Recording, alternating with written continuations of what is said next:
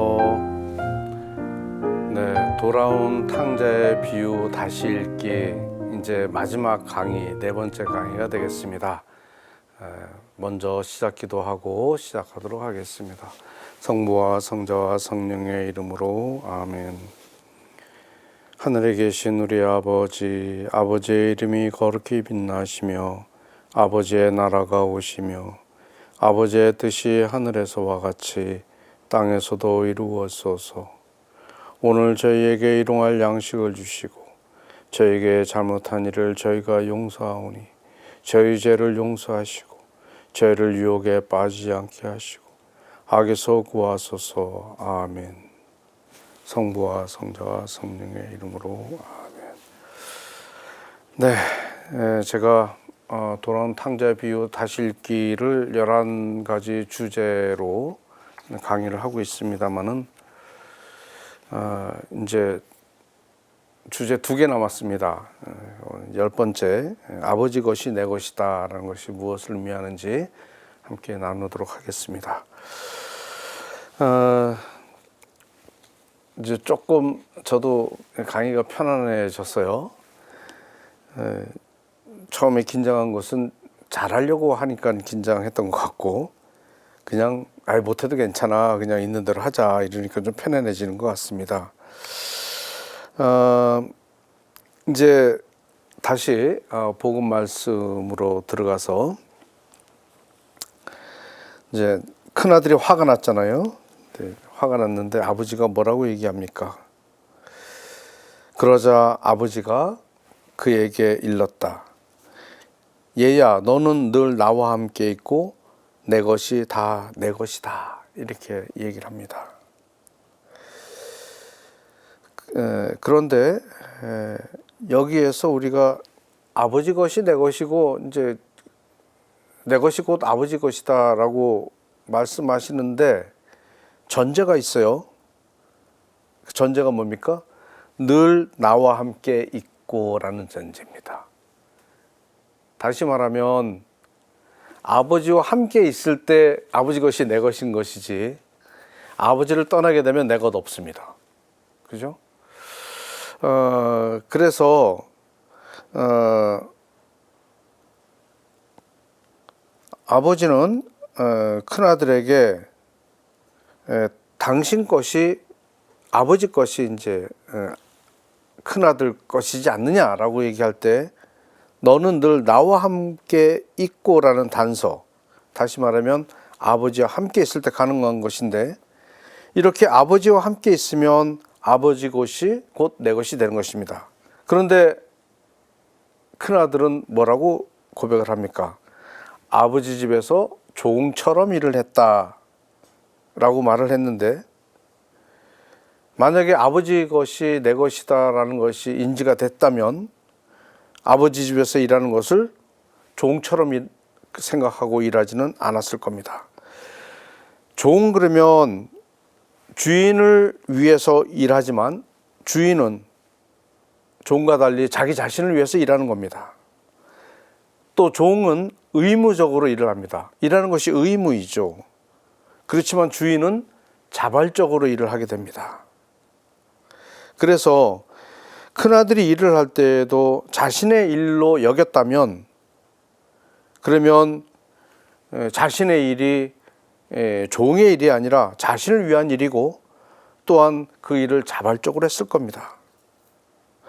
자기 일이 아니라고 생각했기 때문에 그 일이 힘들고 고통스러웠는지 모릅니다. 이러한 큰아들의 모습이 우리 신앙생활에 이렇게 비추어 보면 우리도 신앙생활 하면서 이런 일들을 많이 아마 겪게 될 수도 있겠다라는 생각이 듭니다.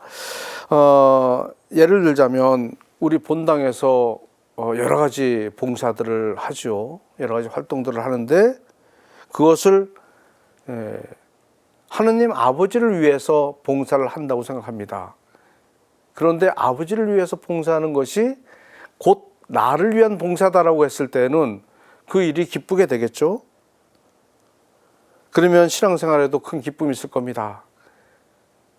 그런데 아버지를 위한 것이 나를 위한 것이다라는 생각이 없으면 어쩌면 봉사하는 것도 짐이 될 수가 있습니다. 그래서 아버지 집에서 우리가 여러 가지 봉사하고 활동을 하지만 우리가 이 말씀을 통해서 묵상해야 될 것이 있습니다. 늘 주님과 함께 있도록 해야 되는 것이죠. 주님은 빠져 있고 일만 있게 되면 그러면 그 일이 늘 짐이 될 수 있다는 겁니다. 무슨 일을 하든지 주님과 함께 일을 해야 되는 것입니다. 언뜻 떠오르는 예전에 있었던 일들이 언뜻 떠올랐습니다.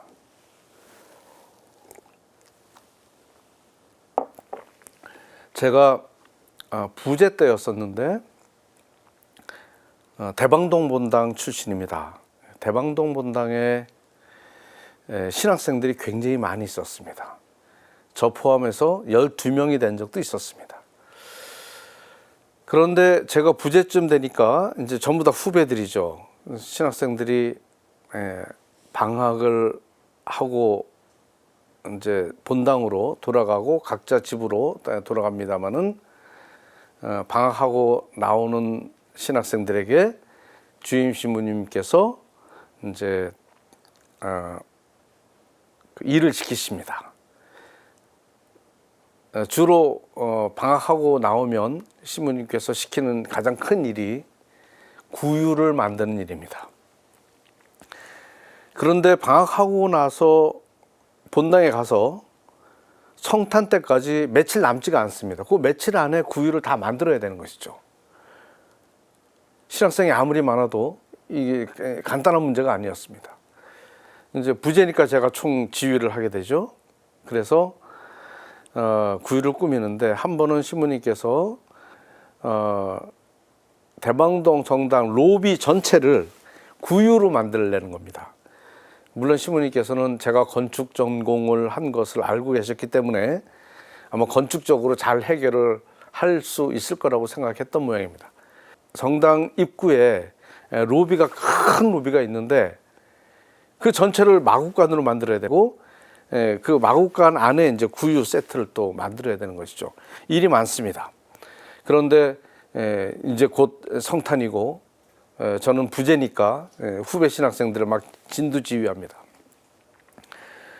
그런데 너무 더딥니다. 일을 할 줄 모르니까. 이 톱이라는 것도 켜는 톱이 있고 써는 톱이 있습니다.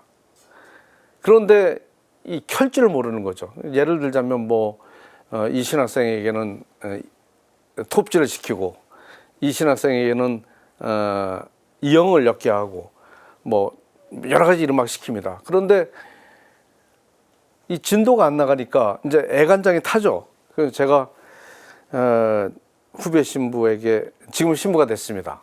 그 후배 신학생에게 너는 군대까지 갔다 온 녀석이 톱질도 제대로 못하냐고 막 야단을 치면서 너 이거 시켰더니 왜 여태까지 안 해놨냐고 막 야단치고 마음이 급합니다. 이제 곧 성탄을 맞이해야 되는데 아직 마무리되려면 멀었고 그럼 막 화를 막 내는데 그때 신학생 지금은 사제가 됐습니다만 그 신부님이 갑자기 하던 일을 딱 멈추면서 저에게 그렇게 얘기합니다.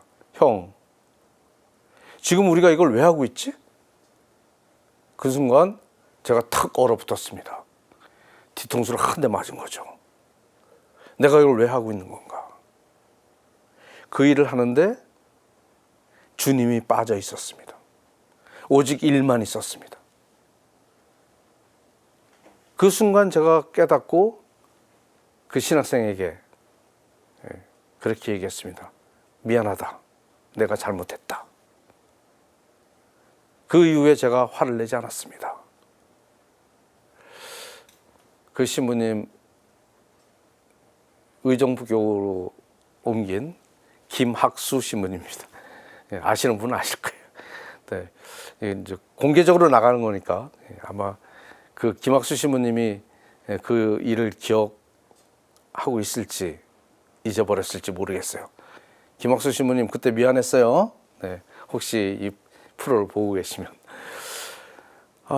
우리가 무슨 일을 하든지 주님이 빠져 있을 수 있습니다. 그러면 그것은 내 것이 아닙니다. 오늘 주님께서 말씀하시죠. 오늘이 아니고 복음 말씀에서 얘야 너는 늘 나와 함께 있고 내 것이 곧 다 내 것이다. 주님과 함께 있을 때 주님의 것이 내 것이 되는 겁니다. 그러면 어떤 일을 하든 그 일을 할 때 주님과 함께 함으로 인해서 나의 공로가 쌓아지게 되고 주님의 일이 나의 일이 되는 것이고 주님의 것이 나의 것이 되는 것입니다.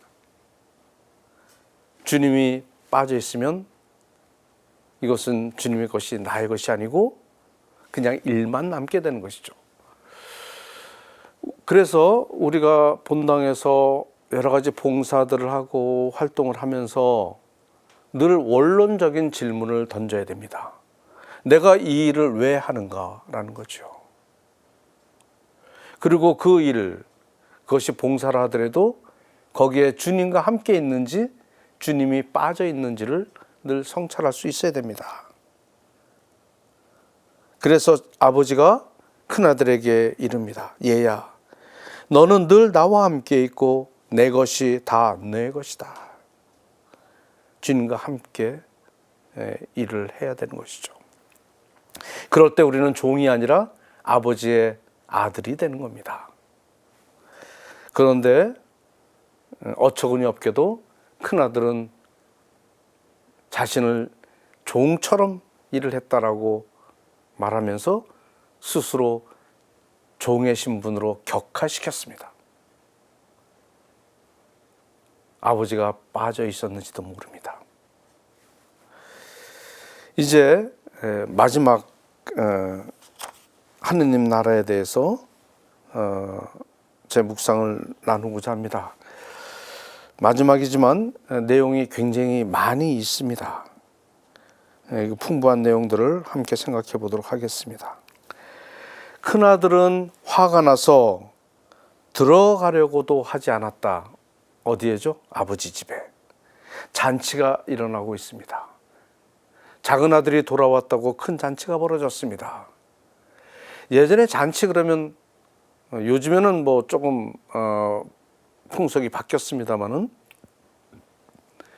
예전에 잔치 그러면 길 가던 사람들도 붙잡아서 먹여서 보냅니다. 거린들도 잔치집에 가면 먹여줍니다. 모르는 사람도 붙잡아다가 먹이는 것이 잔치죠. 모두가 다 초대받는 것이 잔치였습니다. 물론 요즘에는 뭐 혼배를 하더라도 또 잔치를 하더라도 제한된 사람들을 초대해서 제한된 장소에서 하는 그러한 잔치로 풍속이 바뀌었지만 예전 생각해 보면 잔치라면 모든 사람이 함께 흥겹게 즐기는 그런 의미를 내포하고 있었죠. 아마도 예수님 시대의 잔치도 큰 차이가 없었을 거라고 생각이 듭니다. 그런데 그 큰 잔치에 큰아들은 화가 나서 들어가려고 하지도 않았다. 모두가 다 초대받을 수 있는 또 초대받는 그런 자리에 큰아들은 들어가려고 하지 않습니다. 왜 그랬을까요? 묵상해 볼 것이 참으로 많이 있습니다. 그런데 아버지는 뭐라고 얘기합니까? 내가 잃었다가 다시 찾았다. 그러니 즐기고 기뻐해야 된다. 모두가 다 아버지 집에서 즐기고 기뻐하고 있습니다. 노래하며 춤추는 소리, 또 살찐 송아지를 잡아서 함께 나누고 큰 잔치가 벌어지고 있는 것이죠. 이 잔치는 누구라도 천상잔치를 떠오르게 될 겁니다. 하늘나라의 비유로서 우리는 받아들일 수가 있습니다. 그러니 즐기고 기뻐해야 된다라는 아버지의 말씀대로 함께 즐기고 기뻐하면 됩니다. 그런데 어이없게도 큰아들은 화가 나서 들어가려고 하지도 않았다라고 합니다. 모두가 즐기고 기뻐하는데 큰아들 혼자만 잔뜩 화가 나서 들어가지 않습니다. 그런데 그 큰아들의 화는 누가 원인 제공을 했습니까? 아무도 원인 제공하지 않았습니다. 작은 아들이 원인 제공을 했을까요? 작은 아들도 큰아들이 화나는데 원인 제공하지 않았습니다. 그리고 큰아들이 그 아버지 잔치집에, 모두가 다 흥겹게 지내고 있는 이 잔치집에 들어가지 못하도록 아무도 막아서지 않았습니다. 그런데 스스로 들어가지 않으면서 자기가 자기를 괴롭히고 있습니다. 이 모습이 큰아들의 모습입니다. 작은 아들하고 큰아들 누가 더 행복하게 산 것입니까?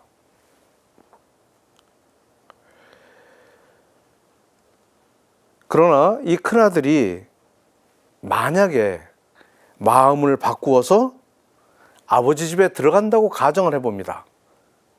그럼 큰아들은 천상 낙원에 들어가는 것에 우리는 비유할 수 있는데, 내 마음에 따라서 잔치에 들어갈 수도 있고 들어가지 않을 수도 있다는 겁니다. 여기서 천상잔치, 우리 천당이라고 말한다면 이것은 우리가 죽으면 가게 될 그 어떠한 곳, 장소의 개념보다는 어떠한 상태의 개념으로 이해할 수도 있는 부분이기도 합니다. 우리가 지옥이라든지 천당이라든지 그것을 장소의 개념으로 이해하는 경우도 있지만 상태의 개념으로도 이해할 수가 있습니다. 어떠한 상태가 지옥의 상태냐, 어떠한 상태가 천당의 상태냐라는 거죠. 돌아온 탕자의 비유에서 우리가 천상잔치, 또 지옥과 같은 삶, 이것은 천당과 지옥의 상태 개념으로 이해해도 괜찮지 않겠는가라는 생각이 듭니다.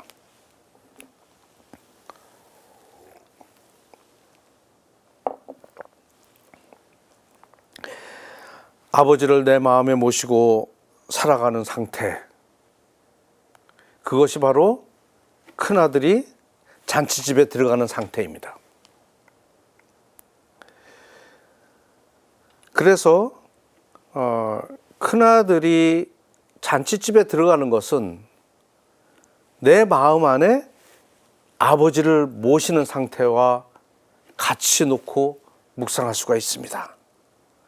그러면 아버지 집에 들어간다는 것은 내 마음 안에 아버지를 모시는 것, 이 상태가 천상낙원인 것이고, 만약에 아버지가 없다면 작은 아들이 방종한 생활을 해서 죽음에 이르게 되는,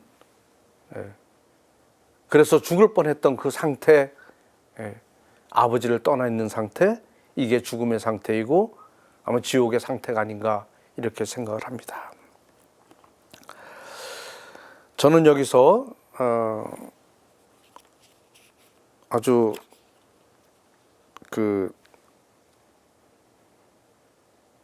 저에게 있었던 일들을 중에서 하나를 여러분들에게 소개를 할까 합니다.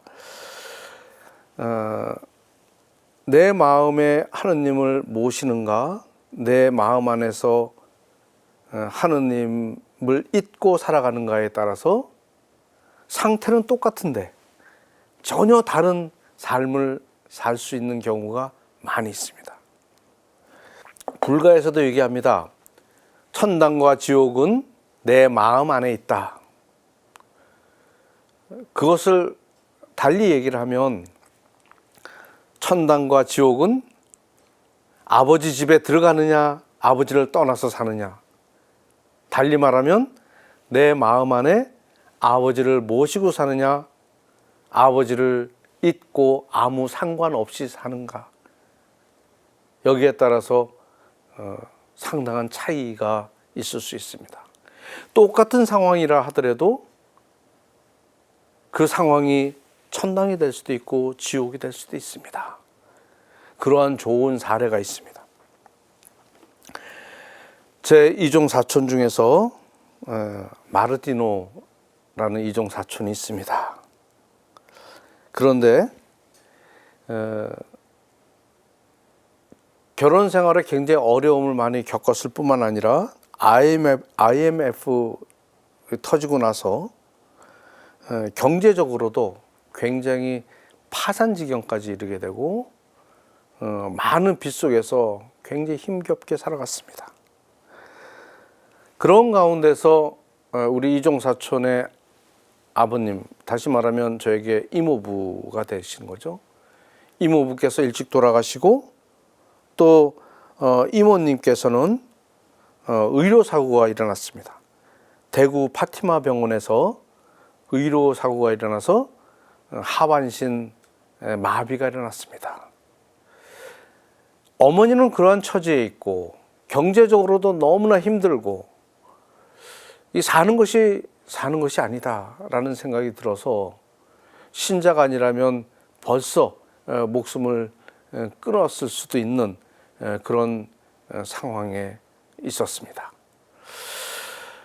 그런데 하반신 불구가 된 이모님께서 우리 마르티노에게 늘 감사해야 된다라고 얘기를 했다고 합니다. 그런데 우리 마르티노 이종사촌은 어머니의 그런 감사해야 된다는 말씀을 도저히 받아들일 수가 없답니다. 하느님, 나 이렇게 열심히 살았는데,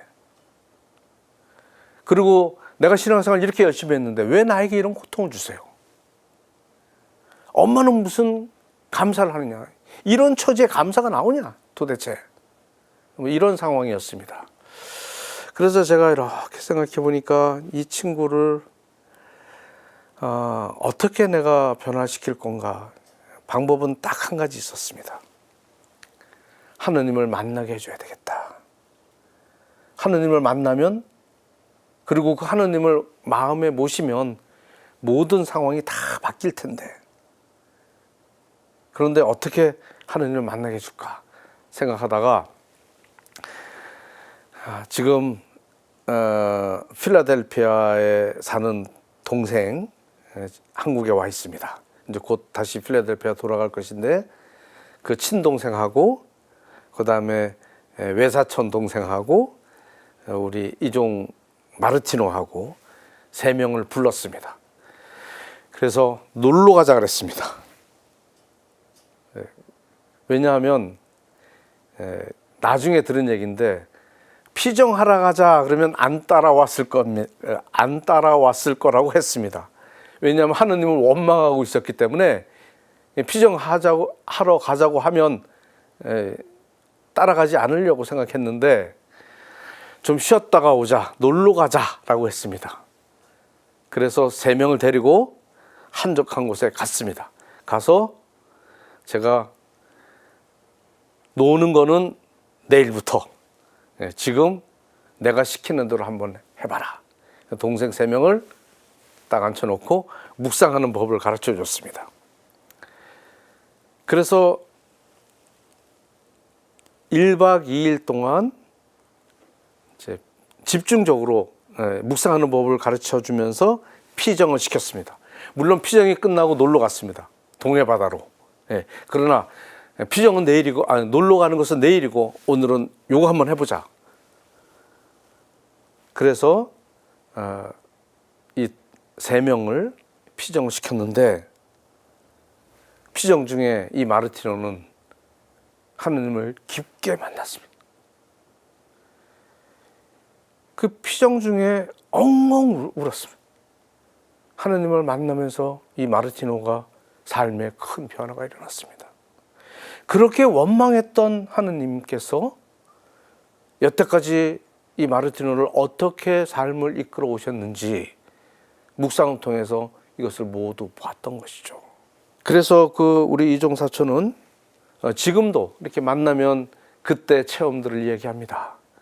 그때 만약에 피정하지 않았으면 난 지금도 하느님을 원망하고 살았을 것이다. 그런데 그때 묵상하는 법을 배우고 또 묵상을 통해서 하느님을 만남으로 인해서 이모님께서 늘 감사하라고 하는 것이 말도 안 된다고 생각했는데 왜 그런 말씀을 하셨는지 이제서야 알아들었다. 얼마나 감사한지 모른다. 삶이 바뀌었습니다. 그런데 상황은 바뀐 것이 없습니다. 피정을 가기 전이나 피정을 다녀와서나 경제적으로 어려운 건 똑같습니다. 그러고 나서 이모님께서 돌아가셨는데 상황이 바뀐 것이 없습니다. 그런데 이종사촌이 행복해졌습니다. 왜냐하면 하느님을 내 마음 안에 모셨기 때문이죠. 그러면서 모든 것을 하느님의 눈으로 보기 시작했습니다. 그러다 보니 마음도 편안해졌고 긍정적으로 생각이 바뀌면서 점점 경제적인 회복이 이루어지기 시작했습니다. 그리고 지금은 경제적으로 큰 어려움이 없이 이제는 자신의 보금자리도 마련을 했고, 그리고 경제활동도 활발하게 하고 있습니다. 이 마르티노가 하느님을 만나서 커다란 변화가 일어났던 것이죠. 그런데 지금은 그런 생각이 듭니다. 하느님께서는 당신의 영광이 드러나는 방식으로 일을 하게 됩니다. 늘 하느님께 원망하고 불만만 표현한다면 그것을 통해서 하느님께서 영광이 드러나지가 않습니다. 그러나 하느님을 깊게 만나서 그분께 감사를 드리면 하느님의 영광이 드러나죠. 그러면 더욱더 드러나기 위해서 하느님께서는 구체적으로 삶을 도와주십니다. 우리 이종사촌 마르티노도 일이 슬슬 풀리기 시작하면서 지금 일이 너무 많아서 못할 정도로 경제적으로도 넉넉해졌습니다. 마르티노는 자신의 현실에 늘 불만을 가지고 하느님 위에서 마음이 떠나 있었습니다. 마치 작은 아들처럼 아버지를 떠나 있었던 것이죠. 그런데 이 피정을 통해서 하느님을 찾게 됐고 하느님께 되돌아오게 된 겁니다. 그래서 작은 아들이 됐던 것이죠. 그러니까 지옥과 같았던 삶이 천국으로 위치를 이동하게 되는 겁니다.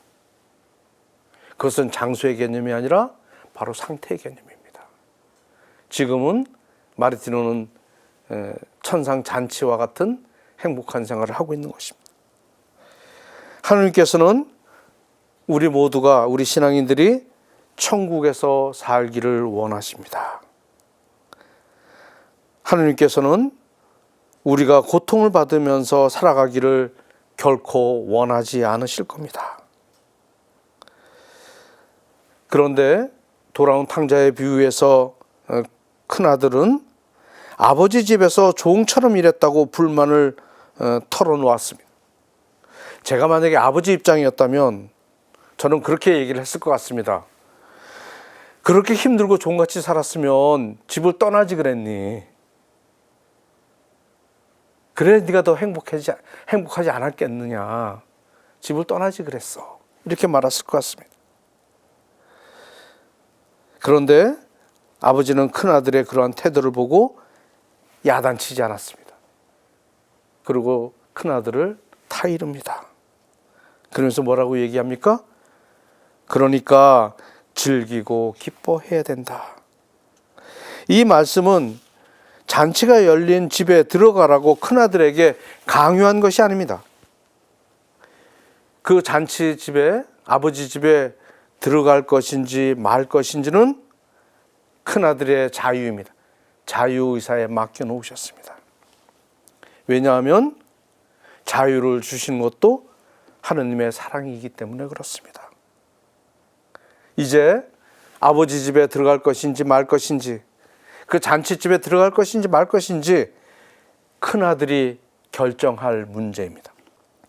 큰아들은 분노했습니다. 그러면 먼저 분노를 조절해야 되겠죠. 그런 다음에 자신의 문제가 무엇인지, 왜 화가 났는지 성찰해야 될 겁니다. 그리고 나서 이제 아버지 집에 들어갈 건지 말 것인지를 결정하면 됩니다. 그래서 천당과 지옥은 자기 마음 안에 있는 것입니다. 자신의 결정에 따라서 천당이 될 수도 있고 지옥이 될 수도 있습니다. 재미있는 것은 루카복음에서 돌아온 탕자 비유 말씀에서 큰아들이 아버지 집에 결국 들어갔는지 아니면 들어가지 않았는지에 대해서 결론을 내리지 않았습니다. 루카복음사가는 그 결론을 내리지 않고 돌아온 탕자 비유를 마무리했습니다. 왜 그랬을까요?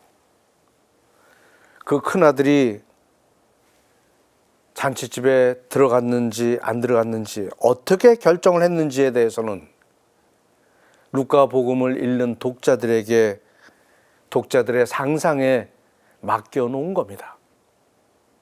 우리에게 맡겨진 것이죠. 그렇다면 돌아온 탕자 비유를 다시 읽고 바로 큰아들의 입장을 우리가 묵상해 볼 수 있습니다. 큰아들의 마음이 내 마음인지 작은아들의 마음이 내 마음인지, 만약에 큰아들이라면 나는 어떻게 할 것인지, 나의 무엇을 성찰할 것이고 나의 화를 어떻게 내가 조절하고 해결할 것인지, 이 분노를 어떻게 처리할 것인지, 그리고 그것이 처리가 되었을 때 이제 비로소 잔치집에 들어갈 수가 있습니다. 그것을 결정하는 것은 독자들에게 달려 있습니다. 그렇다면 여러분들은 어떻게 하시겠습니까? 큰아들이라면, 여러분들이 큰아들이라면 들어갈 것입니까? 말 것입니까? 각자 묵상해 봐야 될 과제입니다. 이제 마무리를 해야 될 시간이 가까이 왔습니다. 제가 주제별로 정리를 하다 보니까 전체가 11주제로 이렇게 정리가 되었습니다. 물론 각 장에는 또 작은 주제들이 또 이렇게 세분해서 묵상을 하기도 했습니다. 그런데 여러분들이 만약에 다시 한번 돌아온 탕자 비유를 읽고 묵상하게 된다면 또 다른 주제가 여러분들에게 떠오를지 모르겠습니다. 돌아온 탕자 비유의 말씀은 우리가 너무나도 잘 아는 내용이고, 하느님의 무한하신 사랑, 언제라도 돌아오면 받아주시는, 책임을 묻지 않고 죄를 탓하지 않고 그냥 받아주시는 하느님 아버지의 사랑 맞습니다마는, 우리가 그러한 틀 안에 갇혀 있게 되면 더욱더 풍부한 묵상을 하는 데 있어서 장애가 될 수도 있겠습니다. 그렇기 때문에 열린 마음으로 다시 한번 읽어보면 새롭게 와닿는 부분들이 많이 있을 겁니다. 저는 이 돌아온 탕자 비유를 묵상하면서 우리 인생의 축소판 같은 느낌이 들었습니다. 우리의 삶이 그 안에 다 녹아 있기 때문에 그렇습니다. 물론 돌아온 탕자 비유에서 루카복음사가가 전하고 싶은 것은 하느님의 무한하신 사랑이 맞습니다. 그러나 매번 새롭게 다가올 수 있기 때문에 다시 한번 읽어보고 묵상해 보기를 권고합니다. 그런데 마무리를 하면서 여러분들에게 전해주고 싶은 말씀은, 이 돌아온 탕자 비유의 말씀이 큰 틀에서 보면 작은 아들이 아버지를 떠났다는 것, 그리고 다시 돌아왔다라는 것이 큰 틀에서 큰 맥락입니다. 그런데 아버지께 돌아왔어요. 작은 아들이 돌아온 다음에 어떻게 했는지에 대해서는 설명이 없습니다. 그런 내용이 빠져 있죠. 그러나 분명한 사실은 아버지께 돌아왔다는 겁니다. 그것은 제가 첫 강의 때 말씀을 드렸던 것으로 기억을 하는데, 다마스커스 체험처럼 회개라는 것은 convert 하는 겁니다.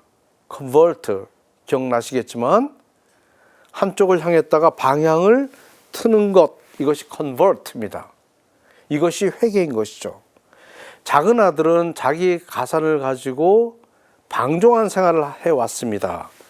그리고 아버지를 떠나서 자기 것이 생겼고 그것을 마음껏 썼습니다. 그리고 아버지와 자신과 아무런 상관없이 삶을 살아왔던 것이죠. 그러한 삶을 살다가 작은 아들이 그런 삶에서 방향을 틀어서 아버지를 향하게 됩니다. 이것이 컨버트죠. 이것이 회개입니다. 그래서 돌아온 탕자 비유의 말씀은 이런 큰 틀에서 우리가 묵상을 할 수도 있겠습니다. 그런데 우리가 여기서 생각해 볼 수 있는 것들은, 작은 아들이 자신의 존재 근거인 아버지를 잊고 살아왔습니다. 자기 마음대로 살았죠. 그러다가 convert, 다시 아버지께 향했는데 그 다음에 어떻게 했는지에 대한 설명이 없습니다. 그런데 루카복음사가는 루카복음 15장에 나타난 돌아온 탕자의 비유, 지금 번역은 되찾은 아들의 비유, 이렇게 다시 해석을 했습니다마는, 이 되찾은 아들의 비유 밖에서 회개한 다음에 어떻게 해야 되는지에 대한 설명을 해놓게 됩니다. 그래서 우리는 돌아온 탕자 비유에서 작은 아들의 행위는 분명한 회개입니다. 그런데 회개 어떻게 할 것인지, 회개한 다음에 무엇을 할 것인지에 대해서 루카복음사가는 3장 8절에 회개한 이후에 어떻게 할 것인지에 대해서 우리에게 제시하고 있습니다. 많은 사람들이 세례자 요한을 찾아옵니다. 많은 사람들이 세례자 요한에게 찾아왔을 때 세례자 요한이 그 사람들에게 이렇게 얘기합니다. 회개의 합당한 열매를 맺어라 라고 가르칩니다. 이 회개는 나중에 돌아온 탕자의 비유에서 작은 아들을 연상케 합니다. 아버지께 돌아갔다면 회개한 것입니다. 그런데 회개로 끝난 것이 아니라 합당한 열매를 맺을 수 있어야 됩니다. 그때 군중들은 그렇게 물어봅니다. 그러면 저희가 어떻게 해야 합니까? 라고 물어봅니다. 성경을 읽고 있는 독자들에게, 각자에게 루카복음은 답을 주지 않습니다. 그래서 또 군중들은 물어봅니다. 저희는 또 어떻게 해야 합니까? 라고 물어봅니다. 이 질문은 루카복음을 읽는 독자들이 스스로에게 끊임없이 해야 할 질문일 것입니다. 우리는 어떻게 해야 합니까? 하느님께 방향을 틀고 하느님을 나의 존재 근거로서 내 마음에 품고 살아가는데, 그것이 이제 회개입니다. 그 다음에 어떻게 되는지, 저희는 또 어떻게 해야 됩니까? 그렇다면 세례자 요한이 또다시 질문을 할 겁니다. 우리에게 요구할 겁니다. 회개에 합당한 열매를 맺어라. 열매를 맺기 위해서 무엇을 해야 하는가, 우리는 묵상하고 고민해야 될 것입니다. 인생은 미완성이라는 말이 있죠. 그런 노래도 있습니다. 우리는 인간으로 태어났지만 완성된 사람은 아무도 없습니다. 그 완성을 향해서 나아가는 여정 속에 있는 것이 우리의 삶이고 신앙인의 삶이라고 말할 수 있습니다. 그렇기 때문에 우리가 하느님께 고개를 돌리는 그 회개, 그 회개에 합당한 열매를 맺기 위한 작업을 우리는 끊임없이 해 나가야 할 것입니다. 이제 돌아온 탕자의 비유 말씀을 마무리하면서 제가 예전에 끄적였던 글이 하나 있습니다. 이것을 여러분들에게 소개해 주는 것으로서 마무리를 할까 합니다. 이 내용은 그렇습니다. 저도 이제 사제로 살아가면서 분명히 사제로 서품을 받았습니다마는 아직까지도 제 자신을 생각해 보면 너무나 부족한 것이 많습니다. 분명히 하나님께 고개를 돌리고 회개를 하고 늘 잘못을 저지를 때마다 작은 아들이 되어서 아버지께 하늘에 무엇을 잘못했는지 성찰하고 그렇게 살아갑니다. 그러면서도 늘 제 자신의 부족한 모습을 보면서 회개에 합당한 열매를 맺기 위해서 무엇을 해야 될지 생각하며 살아갑니다. 그것은 저뿐만 아니라 지금 이 방송을 듣고 있는 여러분들 모두가 마찬가지일 겁니다. 우리가 엄마 아빠가 되었지만 엄마 아빠로서 완성된 것이 아니고 또 우리가 무엇이 되었지만 완성된 것이 아니라 완성을 향한 여정을 걸어가는 것이죠. 저 역시도 사제로 서품을 받았지만 사제로서 너무나 부족하고 부끄러운 면이 많이 있습니다. 그래서 저도 되어가는 존재입니다. 그런 것들이 문득 떠오르면서 제가 글을 하나 적었습니다. 그것을 마지막으로 여러분들에게 전해주고 강의를 마치겠습니다. 아이들을 낳았다고 부모가 된 것이 아니다. 자격증을 받았다고 선생이 된 것이 아니다. 서품을 받았다고 신부가 된 것이 아니다. 시작을 마침인 듯 생각하지 말자. 그 무엇도 되어가는 것. 어둡고 긴 터널을 지나듯 그렇게 익어가는 것. 아직 된 것이 아닐지니 멈추지 말자.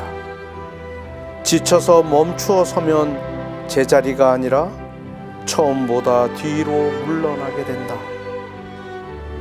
농 익어서 그 맛을 흠씬 품어내는 부모가 되고 선생이 되고 신부가 될 때까지 아직은 된 것이 아니다. 영광송으로 마치겠습니다. 성부와 성자와 성령의 이름으로 아멘. 영광이 성부와 성자와 성령께 처음과 같이 이제와 항상 영원히 아멘. 성부와 성자와 성령의 이름으로 아멘. 네, 보잘것없는 제 강의를 끝까지 청취해 주셔서 진심으로 감사드립니다.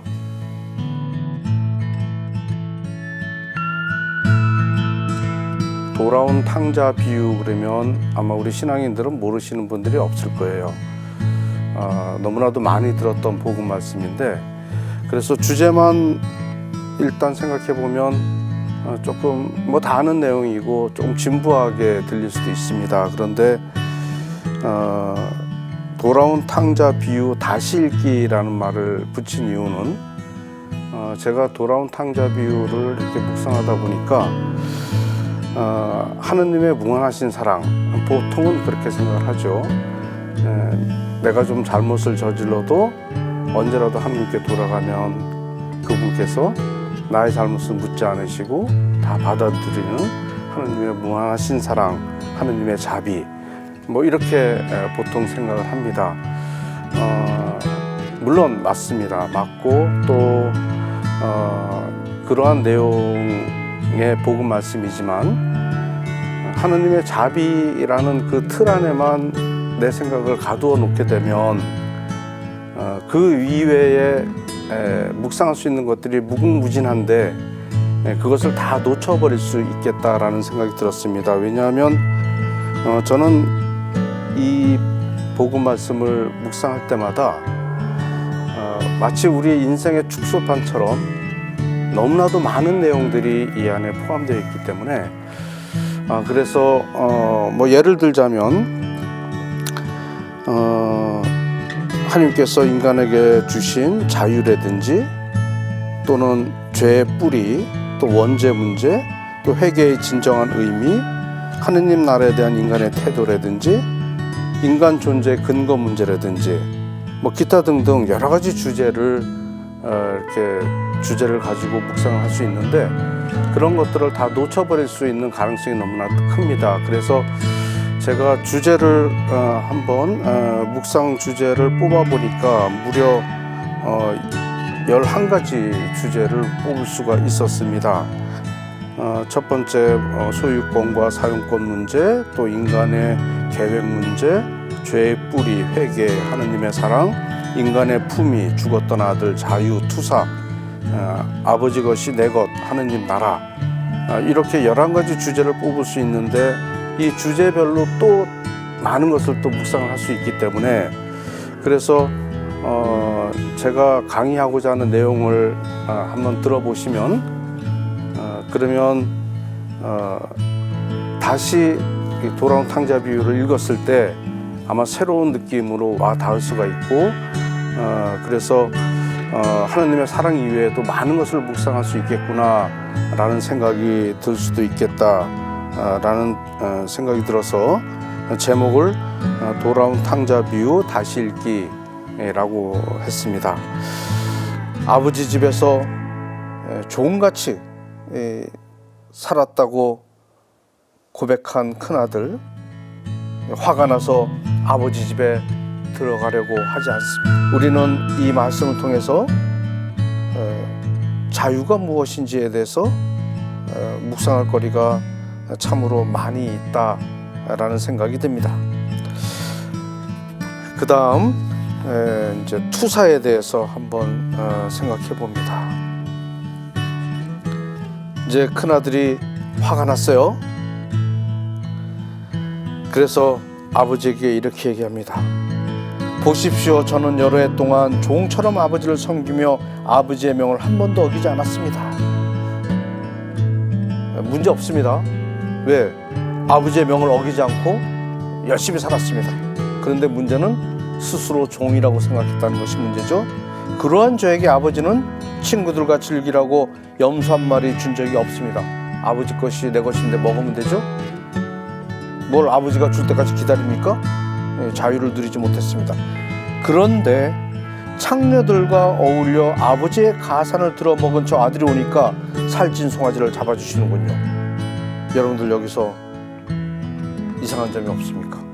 왜 큰아들이 화가 났으며 무슨 근거에서 자기 동생이 창녀들과 어울려 지냈다고 그렇게 단정 짓습니까? 창녀들과 어울려 아버지의 가산을 들어먹었다. 이거 창녀, 이거 근거가 없습니다. 어떻게 알았어요? 큰아들이? 복음의 처음에는 작은 아들이 방종한 생활을 했다고 했습니다. 창녀 얘기 없습니다. 큰아들은 동생이 어디서 어떻게 지냈는지 전혀 알지 못합니다. 그런데 자신의 욕구를 동생을 통해서 드러냈을 가능성이 너무나도 큽니다. 이것을 심리학 용어로서 투사라고 합니다. 자기가 그런 것을 다른 사람에게 투사해서 그 사람이 그런 것처럼 얘기하는 경우가 많이 있습니다.